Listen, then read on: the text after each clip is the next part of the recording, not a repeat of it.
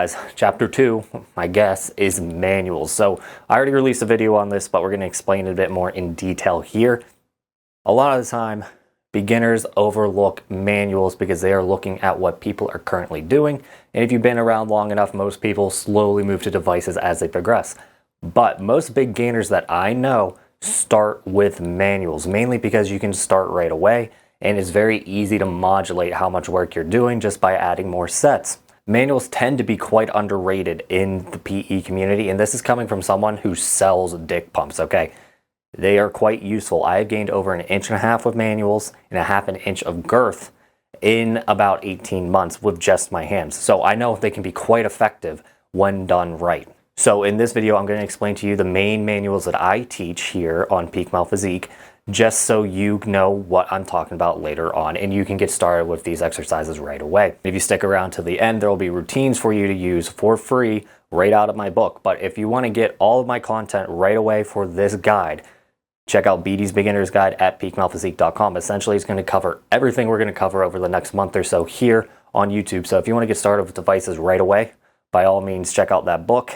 It's going to be basically this, just in a text format. I know a lot of people prefer the text version over this because it's much easier to dial in and find the information that way. So again, BD's Ultimate Beginner's Guide at peakmalephysique.com. Also, it'd be great if you subscribe to this channel, especially if you want to keep up with this series. It's going to be a lot of content just based off of beginner stuff. So if you are a beginner or just want to touch up on the basics again, subscribe to this channel. And as I produce more content for this series, you'll get maybe notified. I'm not sure how YouTube does it anymore, but you will be kept in the loop for all of my new videos. So there are 3 different categories with manual exercises. Basically, you just have your manual stretches, some type of expansion, kinda. There's only really a handful of exercises that do that, and they're all basically the same thing. And then we have massaging exercises, and each of them need to be in some kind of ratio. Depending on the ratio, well, if you're going to be going for length, you're going to be doing a lot more stretches, and if you're doing girth, you're going to do a lot more girth or expansive stuff to make sure that you're actually targeting the right collagen fibrils. Stretching, by far the easiest way to get started. You literally just use your hands to pull the penis taut, slightly beyond what you would stretch to erect, not much more. We do anywhere from 10 minutes a day to 60 minutes a day, depending on the routine and your level. Most of the times I do recommend some kind of off day as well, but we'll touch more on this when we get to the routines itself. All you have to do is grip right below the glands, about 1 centimeter, that's about 1/4 inch to 1/2 inch to us Americans. Pull relatively hard, but not violently. So we slowly ease into the tension rather than just trying to rip our dicks off, and that's a good way to get injured if we try to do violent movements like that. Hold that stretch for the allotted period of time. I see most of the time my arm tires out about 20 to 30 seconds, and that's a good time to switch your grip. If you look at the forums and the subreddits, you'll see people recommending doing different angles to target different things. The gist is the only 2 angles that really do anything for length are going to be straight down and straight out. And when I mean length of the shaft. There are stretches for different reasons, and we can talk more about that in a bit as well. But for the most part, straight out and straight down is going to have the most effective stretch long term. Left and right is going to be more for like angle and pitch correction. So let's say your penis comes out from your pelvis and points to the right a bit, not like a natural curve, but literally it's straight, just a little crooked coming out. That's going to be mediated by stretching left and right. And then what to avoid, you really want to avoid pulling straight up, because that puts a lot of weird stress on the pelvic floor. Your penis is not really supposed to go straight up, and then you can kind of use the torque from that pull to get a little more tension than you really need on the pelvic floor, and that's where it can get a little dangerous. So avoid upwards stretching in general. Common pitfall is that sometimes the skin does not stretch with the shaft, and that is easily avoided by just placing your hand on your mons pubis and holding your skin tight down at the base, because if we don't do that, the skin from the base pulls up as we stretch. So we're not actually stretching the penis skin along with the shaft. And then when we get erect, as we grow this new length, more and more skin from the base can pull up. So simply, all you have to do is grip at the base with your offhand while you pull, and that's going to make sure your skin stays nice and tight along with the shaft while it stretches. Therefore, your skin stretches with your penis. Ligament emphasis. Now, for some history to understand where this concept comes from. Back in the old days of PE, so that's going to be your early 2000s, there was the idea of pulling out internal penis. I think I did a decent job explaining why that's not possible in my first video on this part, but essentially the penis spreads out into the pelvis and kind of roots itself pretty deeply. So if we try to pull out internal penis, we're going to damage a muscle that's in the pelvic floor that controls the erections and such downstairs. So it'd be quite painful and lead to long-term loss of function if we're able to actually pull out internal penis. What you can do with ligaments, though, is stretch them enough to add more flexibility and potentially elongate them a bit to change like the trajectory it comes out of the pelvis. And if you have relatively big hips or like a very pronounced pubic bone along with tight ligaments, you can be hiding anywhere from 1/4 of an inch to 1/2 an inch of like usable length with just a bit of stretching. Now, this is not internal penis, it is outside the pelvis, but we can expose hidden penis with a bit of stretching of the suspensory ligament. Now, ligament stretching is an additive. You do not need to do it. You can actually do it alongside your length or girth routine, however you see fit. It just takes more time. What I have prescribed currently is about 10 minutes worth of work. Now, to target these ligaments, you're going to need to do something either called between the cheeks stretch or base pulls, depending how long you are, as well as behind the leg stretch. And essentially all we're doing is pulling the penis behind us in some capacity, and that causes the most amount of tension on the suspensory ligament. Since it's meant to hold the penis up, if we pull it behind, it's going to lead to the stretching of those ligaments. On to expansive work. Expansive movements are key to long-term success with girth gains. The problem is it's relatively difficult to get a lot of pressure built up with just your hands unless you have very strong grip strength. And this is why we recommend people get penis pumps as soon as possible, so that way they don't have to worry about not getting enough pressure for their girth work, and it's much easier to mediate. You're essentially removing a variable of grip strength. So while you don't need a penis pump right away, I would recommend getting one in your first 2 to 3 months just so you can get easier girth gains long term. But back to manuals, because that's what this video is about. The main exercise I teach for manual expansion is something called mod jelks. Modified jelks, it was a way to replace the exercise traditional jelks. We don't teach traditional jelks for a variety of reasons, but the gist is this is a time pressured hold that causes pressure internally. You need to get erect 90 to 100%. Some people have better success at 90 because the tunica can be compressed a bit more, allowing them to get a better grip, but you're gonna have to play around with that on your own. Grip at the base and squeeze enough for the glands to inflate slightly. Then we are going to move 1 to 2 centimeters up the shaft, that's 1/4 of an inch to 1/2 an inch for us Americans again, and hold. Essentially, it's going to be about 1 centimeter per 12 centimeters, or 1/4 of an inch for every 4 inches when we're doing mod jelks, or how high you need to go up on the shaft. We are not trying to do insane pressures to start, so go very slow, figure out what feels comfortable. It should feel tight, but not painful. Now, as already mentioned, this will create a high pressure event. That causes blood vessels to overdilate, stretch, and that actually causes a type of growth in the blood vessels. And then this also causes collagen fatigue in the bands that are responsible for keeping girth shape. 60 seconds seems to be the sweet spot for this exercise because that gives you a lot of chances for collagen fatigue while also allowing you to pull in more and more expansion to the blood vessels. You can hold this for longer. Some people teach to hold it for 5 minutes. I think if we're looking for collagen reformation and growth, we want to do a lot more sets rather than a lot of time all at once. That is basically the only expansive exercise I teach for manuals, mainly because long-term pumps are going to be the better solution. Some people say clamping, but in general, pumping is going to be a lot better. Clamping is going to be more so if you have lymphatic issues. And we'll touch more on this when we get to devices in the next couple weeks. massaging. Now, this is probably one of the most underrated families of exercise for penis enlargement. First, it makes the tissues much easier to stretch and expand. Then, all this compressive force and potential stretching force in odd fashions is a good way to put it. Some way that the penis is not designed to handle normally leads to the growth factors to be excreted and almost like wrung out of the tissue.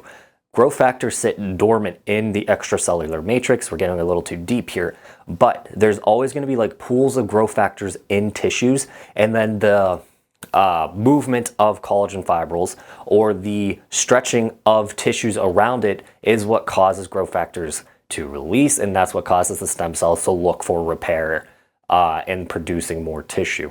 So if we're doing these weird stretches, we're going to release more growth factors, potentially growing more because of it. So in general, massage mechanics make it much easier to stretch and expand before you stretch and expand. That's why it's more like a primer exercise. And then it makes the gains potentially more potent as they come in because you're secreted more growth factors. Some basic technique. First, semi-erect bends. This is one of the first ones I've taught. Essentially, get semi-erect, grab with one hand at the base to not let blood out. Then immediately grab right above it with your other hand and then bend it to the side, hold for 3 to 5 seconds. The kind of tension you want is a slight pull, but nothing stressful or painful. This is to relax the tissues. Collagen has this weird thing where basically if you put light tension on it over a small amount of time, it will eventually kind of become putty. It relaxes and it's very easy to work with. So we're just looking for moderate tension, maybe go no more than 45 degrees of a bend, which is pretty aggressive to start. So, start a little lower than that. But what you do then is slowly work your way up the shaft, doing that same movement in the same direction. Work your way back down the shaft and then do it to the opposite direction. Same idea, grip at the base, but instead of going right to start, you go left to start. And that was going to lead to the stretching that we want.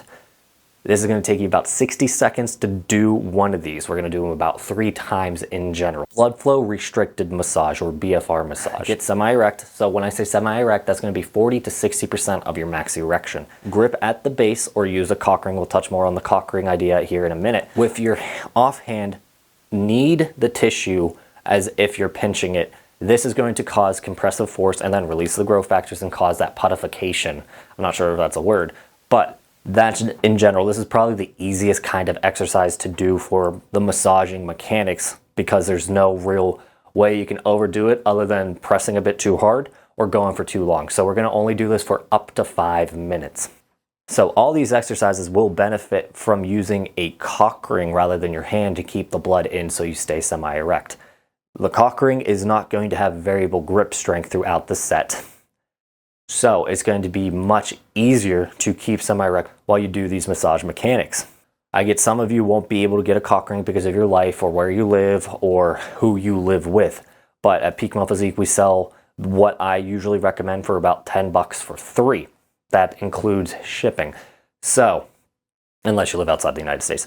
But in general, you can find a cock ring relatively cheap and easily, and it's going to make your massage mechanics much easier. So it's not the end of the world if you can't get one, but I think it makes it a lot easier long-term to use cock rings just a little bit in your manual exercise. It's more like wearing like a lifting belt more than anything else. Not needed, but it will make your lifts a bit safer and easier to perform.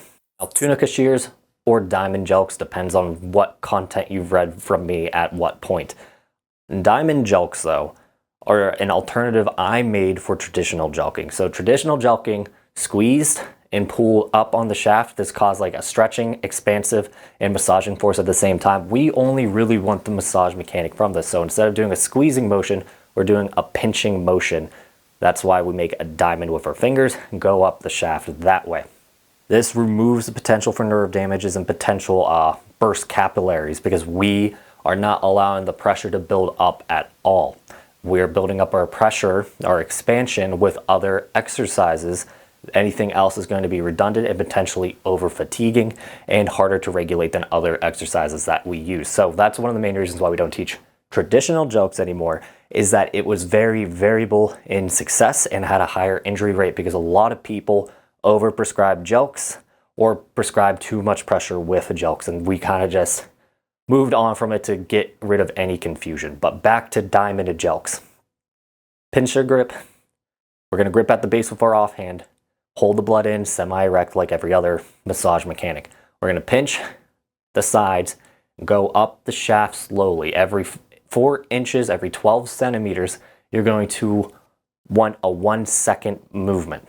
So if you're 8 inches long, if you are, congratulations, you're big. It's going to take you about 2 seconds to complete the exercise. If you're about 5 inches, it's going to be 1 second and some change. It doesn't have to be perfect though. The main goal is to go slow and cause the compressive force the entire size of the corpus cavernosum and the tunica albuginea, as that's the main thing that causes erection size and limiter of size in general. You're going to do this from anywhere from 60 seconds to 3 minutes, depending on what is prescribed. Main thing is we're not compressing against the top, going slow along the sides, and we can use a cock ring instead of our hands to keep in that pressure. I personally use cock rings anytime I do these massage mechanics. Again, personal preference, and it just makes it easier. Keys to success. Now, what I laid out to you is just the basic guidelines. This is a few things I've noticed in my years of training and research on the subject on how to maximize chances of gains and maximize results over time. Unlike other routines, I prescribe a lot of sets for short periods of time that are going to roughly equal the same amount as other beginner routines. This is because collagen fails at the time of load. So what that means is every time pressure is applied to a collagen protein, remember that is the structural protein that makes up a lot of the soft tissue in our body. Once the stretch is initiated, that's when it fails. It doesn't fail because it was holding the weight for a long time. It fails because the mechanical machinery of the protein break down and then stretch out completely rather than being pulled apart slowly. So the more times we do these exercises in succession, the more likely we are to get this mechanical fatigue rather than just pulling apart the tissues. Now, you can technically do less sets for more times per set.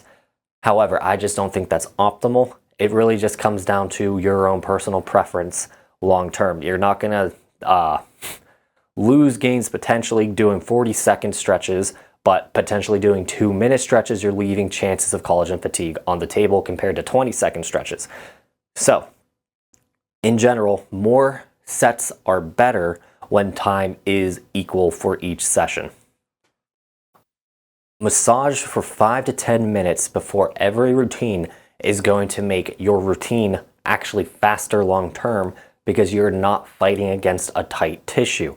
If the tissue's tight, you have to basically make it relent to the force rather than having it ready to expand to begin with. So the 5 to 10 minutes of massage mechanics right before your routine is going to go a long way. And what I've noticed is after doing a relatively heavy bout of massage mechanics for months at a time, I need less and less to be ready to go for my actual expansion or elongation work. So I'll only do it for about 2 to 3 minutes now, compared to when I first started doing it, it was going to be about 10 to 15 minutes.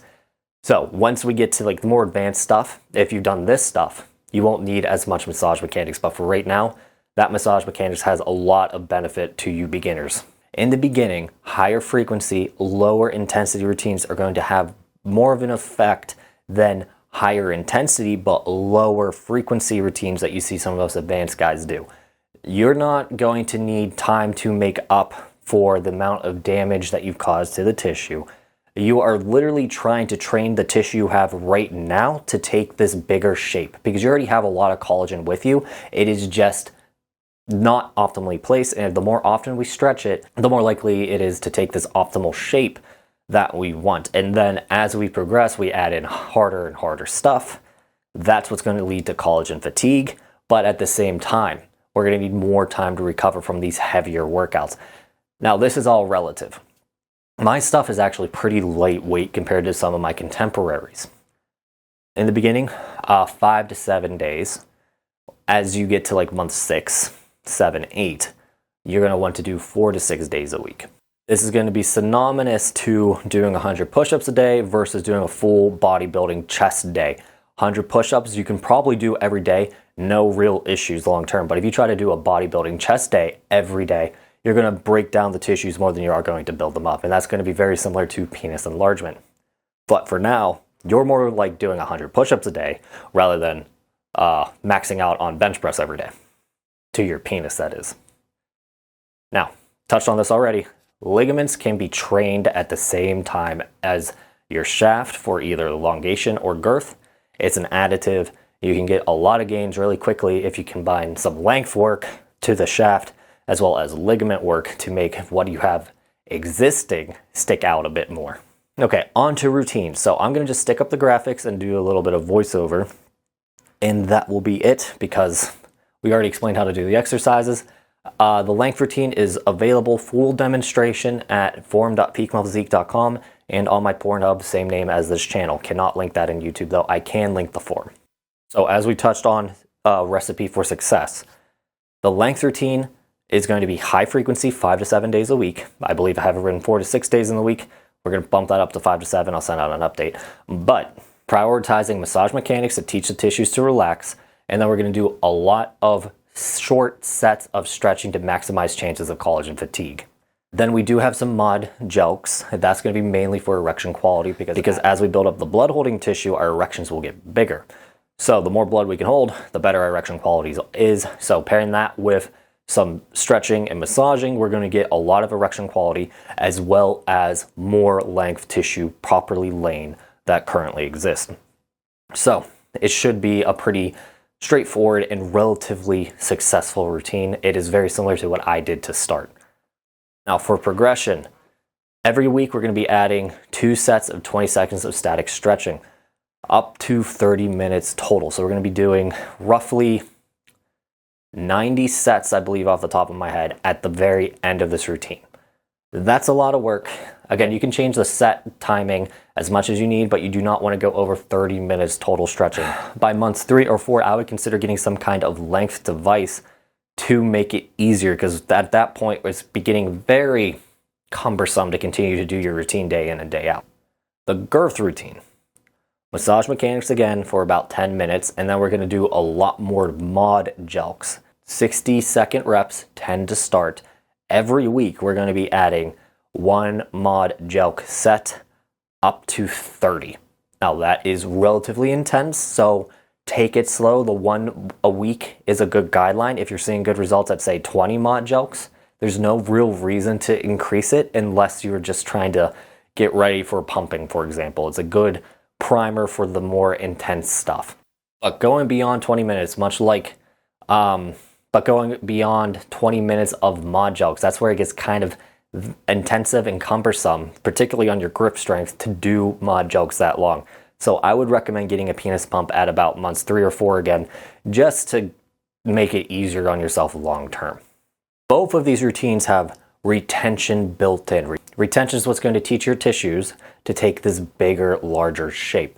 For length, we're doing something called jai stretches. You may have seen them called piss pulls elsewhere, but essentially every time you go to the bathroom, you're going to do 6 10-second stretches for a total of a minute just to get your flaccid to elongate. This is going to teach it to be longer while relaxed and then help the collagen take that shape long term, while the new collagen also takes that shape as a double whammy. With girth, we can do a couple things. First, we can get erect and then squeeze the base for 1 to 2 minutes, 2 to 3 times a day. This is going to be like the mod jelk without the upwards movement to create a lot of pressure. This is just keeping it as big as possible for a minute or 2 before we go about our days. Again, this is just to train girth. Now, what I would actually recommend, because squeezes are a relative term, and it's hard to know actually how hard to squeeze without some practice. But I would recommend getting a cock ring, and then AM and PM, you wear the cock ring erect for 10 minutes. This is going to train your penis at its max size, and the longer we're at this maximum size, the better. Because that's what's going to cause the collagen to take the shape, is just shape memory, essentially. This is what's going to cause shape training, being at the biggest state possible for extended periods of time. Now, what I teach with pumping at the moment is that after pumping, you wear a cock ring for 10 minutes. This is a bit more advanced, but same idea goes for montijelks. After your girth routine, if you wear a cock ring for 10 minutes after the fact, you're going to be able to keep a lot more of that expansion and lead to better stretch of, or what I call dilation of the penis, and that's what's going to lead to shape changes of the existing tissue. So you can get quick gains without producing more tissue right now, or more accurately, wait for your body to produce more tissue. And then finally, ligaments. As stated, this can be done with the other routines. I do ligaments in length or ligaments in girth, but not both length and girth at the same time. That's personal preference, but I think for beginners, it could lead to overwork if we're not careful. Now, as stated, this is very simple. BT stretch or base pulls for 10 to 30 seconds.